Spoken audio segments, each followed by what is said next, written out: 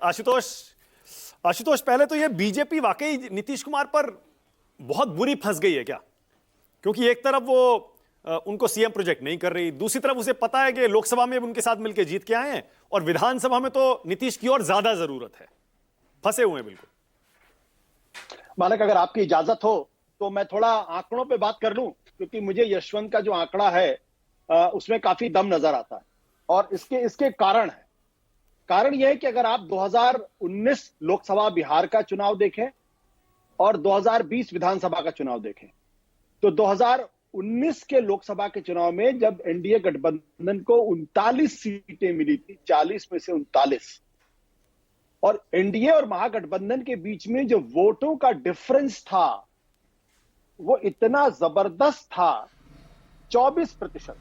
अगर मैं समझ पाया हूं तो एनडीए को मिला था 54.32% वोट और यूपीए को मिला था 3.76%। 24% का फर्क अपने आप में बहुत जबरदस्त फर्क होता है।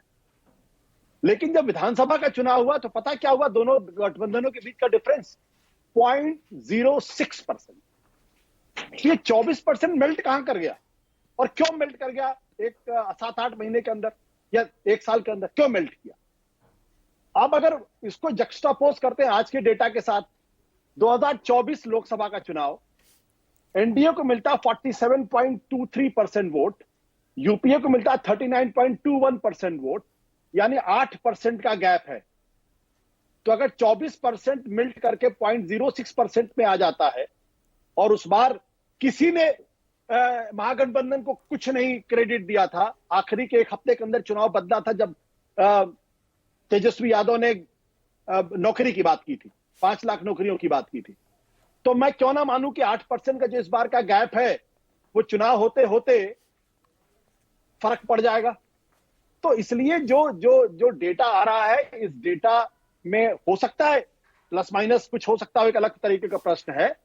और एक बात जो याद रखनी चाहिए, पिछली बार तेजस्वी यादव को किसी ने भाव नहीं दिया था, मीडिया में भी नहीं दिया था, और उनके सामने थे नरेंद्र मोदी। 303 सीट लेकर आए थे लोकसभा के चुनाव में, और जनता दल यूनाइटेड के नीतीश कुमार, और दोनों पे भारी पड़ रहे थे तेजस्वी यादव। ये आंकड़े कहते हैं, मैं नहीं कह रहा हूं, ये आंकड़े कह रहे हैं। तो वैसी स्थिति में अब तो 5 साल की राजनीति तेजस्वी यादव ने देख ली है।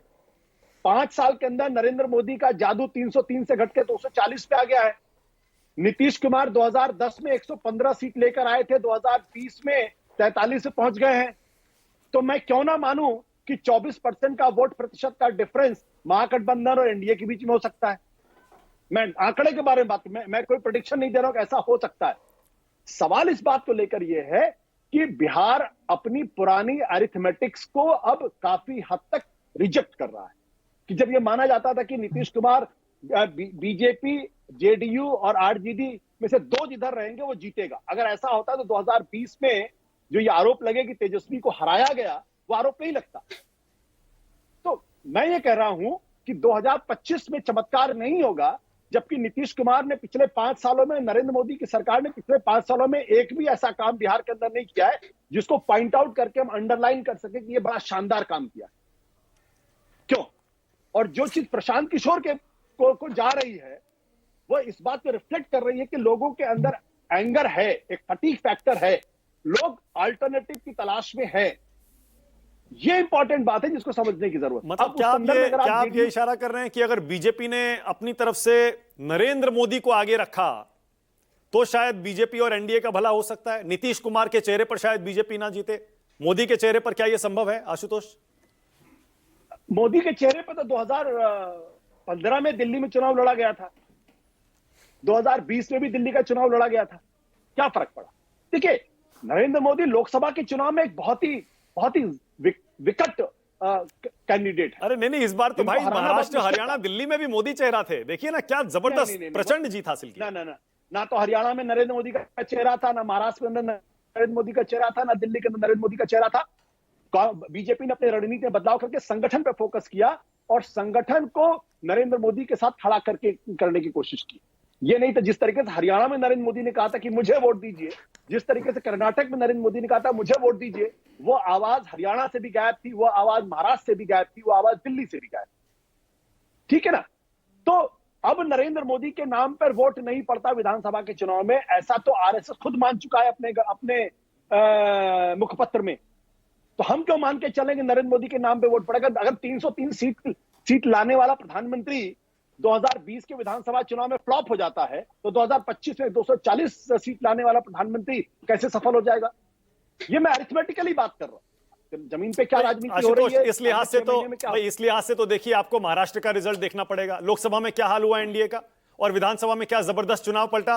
महाराष्ट्र में बीजेपी और वहां पर एनडीए ने, देखा क्या हाल हुआ। वहां एमवीए महाविकास आघाड़ी कहीं दिख ही नहीं रहा है।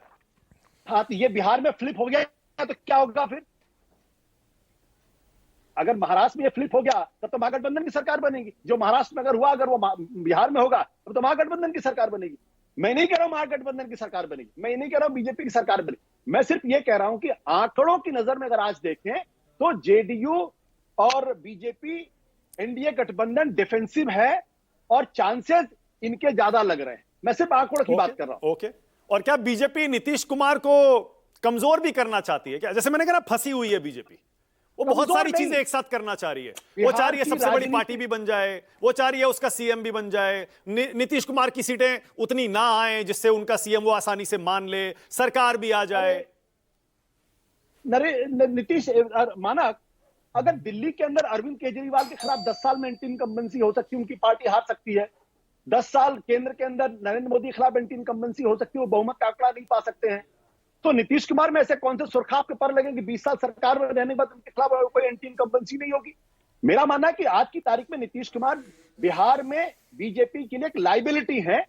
जितना बेहतर हो बीजेपी अपनी तरफ से नेतृत्व को आगे करे, अपने नेतृत्व चुनाव लड़े, जेडीयू के साथ गठबंधन करे, उतना ही बेहतर होगा। पर हाल में लोकसभा चुनाव में तो 40 में से 30 जीते हैं बिहार में आशुतोष एनडीए, नीतीश और मोदी का चेहरा आगे रखे। वो नरेंद्र मोदी को मुख्यमंत्री प्रधानमंत्री बनाने के लिए था। देखिए, उससे फर्क मत करिए, वो उसको दोनों कंफ्यूज मत करिए। लेकिन उसमें भी वोट परसेंटेज गिरा है। जैसे दिल्ली के चुनाव में, लोकसभा के चुनाव में, अगर आप, मैं खैर दिल्ली से तुलना करना ठीक नहीं होगा, मैं कह रहा हूं कि खुद बिहार के लोकसभा के चुनाव में Bharatiya Janata party lead NDA गठबंधन 54 से घटक के 47 पे आ जाती है, अगर उसकी तुलना हम 2019 और 2024 की करें तो। ओके,